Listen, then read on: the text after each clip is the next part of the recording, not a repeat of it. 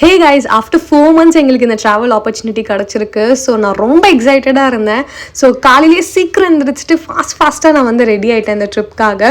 எப்பவுமே ஒரு கப்பலில் இந்த மாதிரி தான் இருப்பாங்க இல்லையா? ஒரு ட்ரிப் ஆர்கனைஸ் பண்ணதுக்கப்புறம் வந்து பார்த்திங்கன்னா ஒருத்தர் வந்து ரொம்ப எக்ஸைட்டடாக இருப்பாங்க, இன்னொருத்தவங்க வந்து பார்த்திங்கன்னா லாஸ்ட் மினிட் வரைக்கும் அவங்களோட பேக்கிங்கை வந்து முடிக்கவே மாட்டாங்க.